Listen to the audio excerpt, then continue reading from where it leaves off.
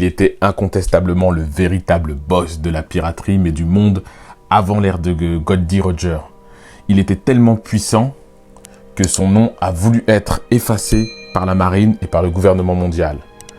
38 ans avant l'ère et l'histoire qui nous est racontée dans One Piece, il y a eu un choc violent entre une partie de la piraterie et Goldie Roger, ainsi que la marine, qu'on appellera plus tard l'incident de God Valley, qui a permis à Garp de devenir un héros et qui a permis à Goldie Roger d'effacer l'homme qui était le plus grand pirate de son époque. Il avait sous son aile des gens comme Kaido, comme Big Mom ou encore Barbe Blanche. Certains le connaissent sous le nom de Rox, mais son véritable nom était Rox D. Xebec. Nous allons voir dans cette vidéo théorie quels étaient ses objectifs et je vais vous expliquer en quoi Rox D. Xebec n'est pas mort, ou en tout cas son influence est bien plus grande encore aujourd'hui dans l'univers de One Piece qu'on le pense.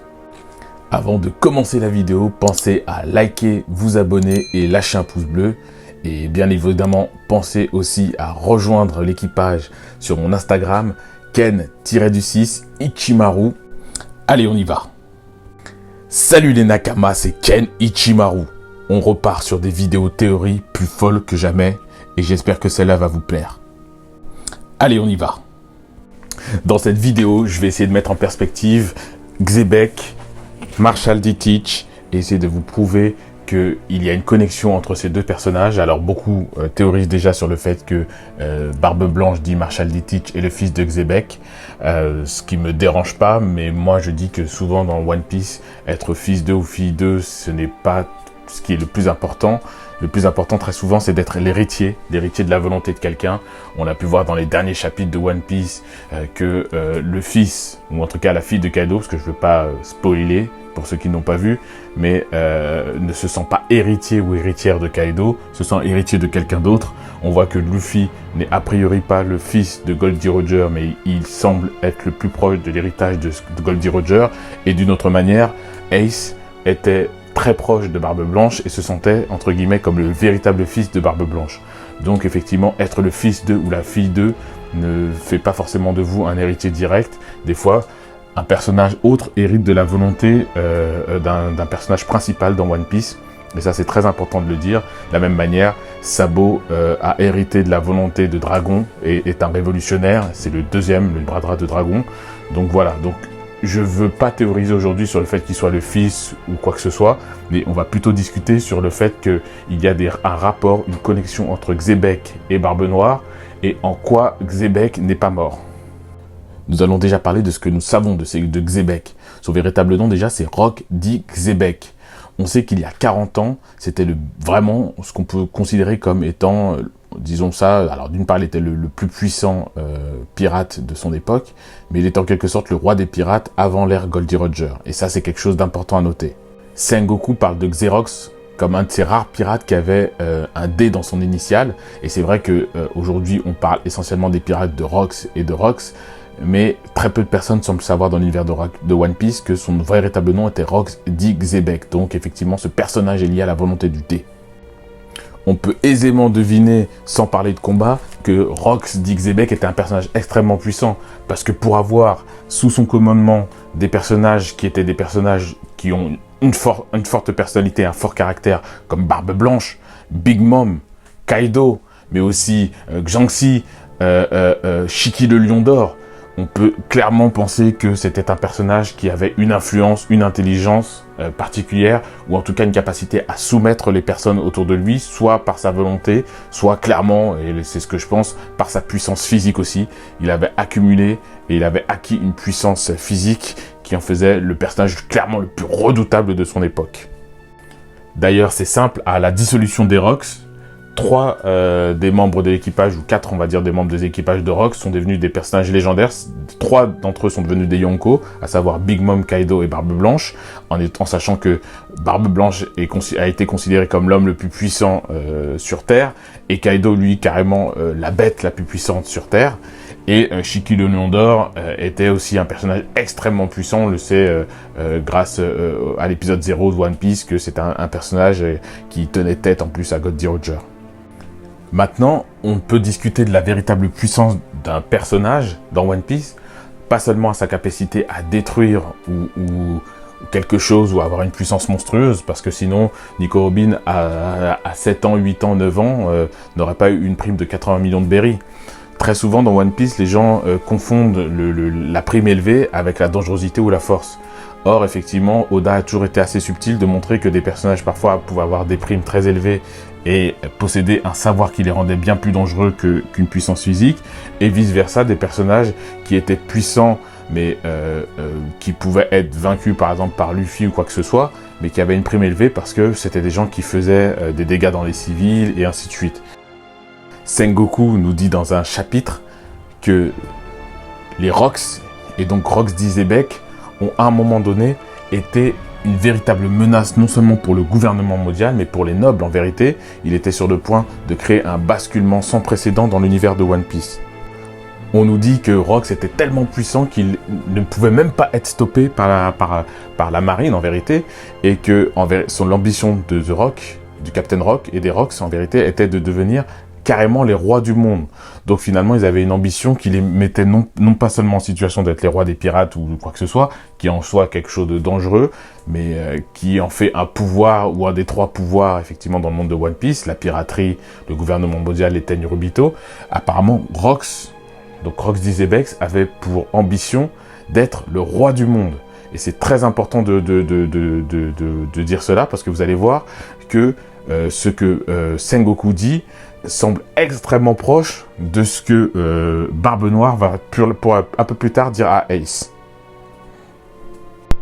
L'équipage de Xebec était connu aussi, donc l'équipage des Rocks, pour être un équipage où la force seule, entre guillemets, comptait. C'était, entre guillemets, marche ou crève. C'était les plus puissants qui pouvaient rester. Il était autorisé d'ailleurs de tuer entre membres d'assassiner entre membres de l'équipage finalement. Donc c'était déjà un tabou à l'intérieur de la piraterie. Je pense que c'était aussi un équipage qui était sans foi ni loi. Quoi qu'il arrive, un événement a eu lieu, c'est ce qu'on appelle l'événement de God Valley, c'est-à-dire que il semblerait que l'équipage de The Rock s'en soit pris au Tenryubito, donc au Dragon Céleste, et à leurs esclaves. Je pense que c'est un mensonge, en tout cas une histoire cachée que Sengoku finalement édulcore dans son récit et qui nous est donné dans One Piece. Ça a conduit à une alliance entre Garp, donc entre la marine, et Gold D. Roger, afin clairement de stopper et de détruire l'équipage des Rocks. Donc à la suite de ce combat, bien entendu, c'est la marine avec Gold D. Rogers qui sont sortis vainqueurs. Rocks semble avoir été tué. Conséquence de quoi, Garp est devenu un héros et Gold D. Roger par la suite est devenu la légende qu'on connaît. J'insiste, il faut noter que l'ambition de l'équipage de Rocks, ou en tout cas de Rocks d'Izebek, était d'être non pas le roi des pirates, mais vraiment être le roi du monde.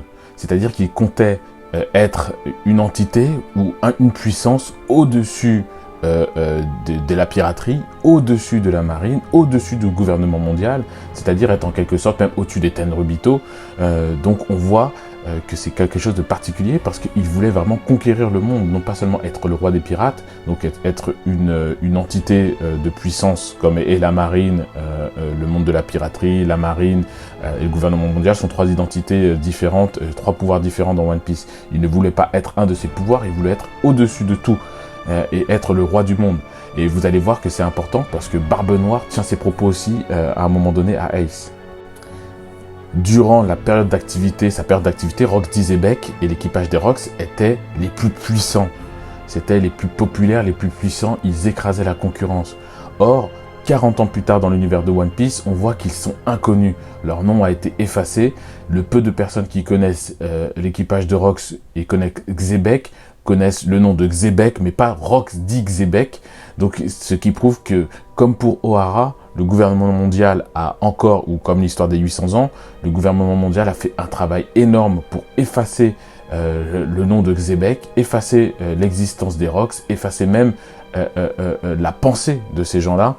Ils sont retournés, entre guillemets, dans les abîmes les plus profondes de l'histoire de One Piece. Maintenant, nous allons discuter de en quoi Rocks d'Izebek est encore vivant et pourquoi Rocks d'Izebek et Barbe Noire sont liés. La première chose, c'est que souvenez-vous, dans l'arc qui était juste après Alabasta, juste avant que Luffy aille sur Skypiea, ils ont rencontré Barbe Noire et il y a ce fameux scan où Luffy et Zoro parlent de Barbe Noire au pluriel. Qui sont-ils? Ou laissons-les tranquilles. Je remettrai le scan, que vous puissiez vous souvenir de ce passage-là. On voit que clairement, Barbe Noire semble être un personnage pluriel. Par la suite, d'ailleurs, on verra que Barbe Noire a une espèce de constitution particulière qui lui permet non pas de manger un fruit, mais 2 fruits du démon. Et pour finir, dans les scans beaucoup plus récents, on sait que Barbe Noire est un personnage qui ne dort jamais. Ou en tout cas, qui semble ne jamais dormir. Et ça, c'est important, parce que vous allez vraiment comprendre dans ma théorie pourquoi, effectivement, il ne dort jamais. L'histoire est faite avec une chronologie bien précise et des dates, et ces dates créent un pont. Rox, dit Xebec, est mort il y a 38 ans avant l'histoire qui nous est contée dans One Piece. Marshall D. Teach avait 2 ans à la mort de Rox D. Xebec, ce qui fait que les 2 personnages ont pu potentiellement se rencontrer, se voir, même si il est probable que Teach était un enfant et donc à 2 ans on a peu de souvenirs ou en tout cas on n'est pas aussi éveillé que si par exemple Teach avait 6 ans, 7 ans ou plus. Du coup, Barbe Noire ne peut pas avoir de souvenirs spécifiques, de connaissances spécifiques qu'on aurait pu lui dire ou que Rox aurait pu lui dire, donc il peut avoir rencontré Rox, mais on ne peut pas supposer qu'à 2 ans il ait des souvenirs précis et une mémoire précise de ce que Rox aurait pu lui dire si Rox avait partagé par exemple des secrets avec son fils ou en tout cas avec la personne qu'il considère comme son héritier. Pourtant, tout au long de One Piece, Barbe Noire semble être quelqu'un qui a un plan, semble être quelqu'un qui connaît beaucoup de choses sur le gouvernement mondial, la piraterie et les hautes instances du monde, et il semble être quelqu'un qui a un plan qui pour l'instant se déroule sans faille. Il a même eu connaissance, ou semble avoir une connaissance des fruits du démon qui est extrêmement poussée, puisqu'il a recherché toute sa vie un fruit très spécifique du démon, en sachant et en pensant que c'était Barbe Blanche qui allait le trouver, chose qui s'est produite. Il a volé ce fruit du démon, et il semble maintenant dérouler son plan, finalement sans accroc. Certains pensent que le fait d'avoir été sur le bateau de Barbe Blanche, déjà tout petit, fait de Barbe Noire finalement quelqu'un qui a pu obtenir des informations de son père, entre guillemets, c'est-à-dire de Barbe Blanche, assez rapidement. Moi déjà je pense que les gens ne se posent pas la question de comment il a atterri sur le bateau de Barbe Blanche, puisqu'on sait que tout petit déjà il était sur le bateau de Barbe Blanche, et je pense que Barbe Blanche a voulu se construire très tôt une famille, ça on le sait déjà, et que le jeune Teach étant orphelin de son père, ou en tout cas ayant été présent lors des événements de God Valley, il l'a recueilli et en a fait son fils. Et en tout cas, ça c'est sûr et certain pour moi. D'ailleurs, on sait que Teach avait son plan tellement bien établi et semblait tellement savoir ce qu'il voulait que dans sa quête du fruit du démon des ténèbres, qui ressemble étrangement au Gomu Gomu no Mi, il a blessé Shanks qui avait ce fruit, en pensant, alors que Shanks était semble-t-il un ami, si on peut dire ça comme ça, en pensant que le fruit que Shanks avait, c'est-à-dire le fruit du caoutchoutier, comme ils disent dans la version française, était le fruit du Yami Yami no Mi, donc le fruit des ténèbres. Et c'est comme ça que Shanks et Barbe Noire sont arrivés à se battre.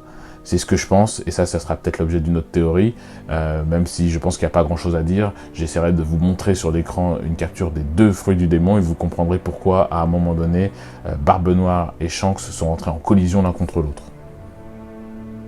Après avoir feuilleté beaucoup de chapitres, et relu beaucoup de chapitres de One Piece, j'ai réalisé quelque chose. Je le dis souvent, Oda met systématiquement les choses sous nos yeux. Et je l'ai déjà dit dans ma précédente théorie que vous verrez, j'essaierai de faire un insert pour que vous puissiez la regarder, concernant les fruits du démon. Les fruits du démon quasiment les plus importants, et ceux qui compteront dans l'histoire de One Piece, Oda nous les a déjà montrés. Et je voulais connecter cette réalité-là, ou en tout cas cette analyse que je fais, par rapport à un personnage qui a connu Goldie Roger lorsqu'il n'était qu'un rookie, qui a connu l'ère des pirates sous Xebec, un personnage que nous connaissons tous et que nous apprécions tous, qui est à la fois puissant, qui a un fruit du démon qui a son importance et une importance majeure, et qui semble encore avoir énormément de secrets vis-à-vis de nous et qui semble très souvent d'ailleurs interagir intelligemment dans l'intrigue de One Piece. Ce personnage, c'est Brook. Brook possède un fruit qui s'appelle le Yomi Yomi no Mi. C'est le fruit, finalement, de l'humanité, modèle de l'humain, modèle résurrection. Et j'ai réalisé quelque chose. C'est que Brook est mort. Et sa résurrection a été possible parce que finalement, son cadavre et son squelette étaient encore présents. Et on a vu, notamment après l'arc de l'ellipse, que Brook était capable finalement de même matérialiser son âme, quitter le squelette, s'en aller, puis revenir. Alors quelque chose m'a tracassé. J'ai relu les chapitres de One Piece, et partant du principe que Oda nous montre toujours les choses telles qu'elles sont, j'ai réalisé quelque chose. Brook est mort. Son fruit du démon n'est pas réapparu parce que Brook est mort, mais a quitté son corps et est revenu dans son corps grâce à sa technique de résurrection. Alors, quelque chose m'a tracassé. Je vous le redis, quelque chose m'a tracassé et j'ai relu encore les chapitres de One Piece. Et j'ai réalisé quelque chose concernant la pluralité de Barbe Noire. Et si Xebec avait mangé le fruit du démon de la réincarnation, que ce fruit du démon lui avait permis, lorsqu'il a perdu contre Garp et Goldie Roger, de quitter son corps et d'intégrer son âme à l'intérieur du corps de Barbe Noire. Intégrer son âme à l'intérieur du corps de Barbe Noire lui permettrait plusieurs choses. D'une part, ça lui permettrait de communiquer à l'intérieur de Barbe Noire, de communiquer avec Barbe Noire directement, de lui partager tout le savoir qu'il a accumulé durant ces années de piraterie à Xebec, et de les faire bénéficier et les faire profiter à Teach de toutes ses connaissances. Si Teach est son fils en plus, il n'aurait à peine à le convaincre. Ça lui permettrait, et ça expliquerait aussi pourquoi Teach semble connaître beaucoup de choses sur l'univers de la piraterie et semble avoir un plan sans faille, parce que finalement Xebec, apprenant et ayant conscience de ses erreurs, a refait un plan avec Teach et a discuté avec Teach, finalement sont en permanence en discussion à l'intérieur du corps de Teach, les âmes de Teach et l'âme de Xebec. Et ça expliquerait aussi pourquoi des gens comme Luffy, Zoro et d'autres ont la perception que Teach est pluriel. C'est-à-dire que Teach n'est pas qu'une personne. C'est un individu, on voit le corps, mais on a l'impression qu'ils sont deux, qu'ils sont doubles, ou en tout cas qu'il y a plus d'une personne. Et la troisième implication qui est importante par rapport à cela, que vous allez tout de suite, et j'imagine vous attendez derrière votre écran d'ordinateur que je le dise, si Marshall D. Teach a à l'intérieur de lui l'âme, d'accord? Il a à l'intérieur de lui l'âme de Xebec, de Rox D. Xebec, cela rend possible, théoriquement, le fait que Marshall D. Teach mange un fruit du démon, le Yami Yami no Mi, mais que Xebec, possédant le corps, d'accord, de Barbe Noire, donc de Marshall D. Teach, puisse lui aussi manger le le Gora Gora no Mi, c'est-à-dire manger un deuxième fruit du démon, ce qui fait que, finalement, souvenez-vous, c'est ton âme qui est maudite quand tu manges un fruit du démon. Ce qui fait qu'effectivement, un corps avec deux âmes peut ingérer deux fruits du démon. Et ça, tout de suite, ça rend les choses, bizarrement, ça rend les choses possibles. Je vais vous remettre, du coup, un insert où vous allez voir que Teach dit exactement la même chose que Xebec, ou en tout cas, tient les propos que Sengoku attribue à Xebec, à savoir que Xebec voulait non pas être le roi des pirates, mais gouverner le monde. Et d'ailleurs, Teach, lorsqu'il se retrouve face à Ace, il lui dit « Mais les pirates, tout ça, c'est pas grave. J'ai un plan pour gouverner le monde. Tout est établi. Rejoins-moi. Rejoins-moi. » Je vous mettrai effectivement dans les cases là l'insert et vous allez comprendre. Ce qui amène à penser que effectivement, il a hérité du plan, de la volonté de son père. Et d'ailleurs, le fait qu'il y ait deux âmes expliquerait pourquoi déjà de temps en temps les dents changent de Teach et ainsi de suite. Souvent, vous savez, il y avait des théories qui expliquaient qu'il avait mangé le fruit du cerbère, c'est pour ça que les dents changeaient, parce qu'il y a plusieurs têtes. Moi, je dis qu'il ne dort pas, et des fois, effectivement, physiquement, il y a quelques modifications sur son corps, pour la simple et bonne raison qu'il y a deux âmes. Donc, quand Teach dort, Xebec se réveille. Et quand Xebec dort, Teach se réveille. Ce qui fait que physiquement, il peut ne pas dormir. Il peut être éveillé toute la nuit. Et ça, c'est très intéressant et important à dire. Si on pousse la théorie même bien plus loin, on peut imaginer que Xebec avait prévu de mourir pour mieux revenir. Je m'explique. Souvenez-vous, God Roger lui-même l'a dit. Son arrivée à Raftel était trop tôt. Il n'avait pas le bon timing. Ça sera une prochaine génération qui accomplira finalement le rêve de Roger et qui attendra la dernière île Raftel et le One Piece. Peut-être que Xebec avait compris lui aussi qu'il était trop tôt, qu'il avait prévu une porte de sortie pour pouvoir accomplir son rêve, à savoir la résurrection à travers le Yomi Yomi no Mi, pour pouvoir effectivement être, à travers un autre enfant, celui qui accomplira son rêve et en quelque sorte la prophétie que Roger avait imaginée. Mais bon, on ne sait pas.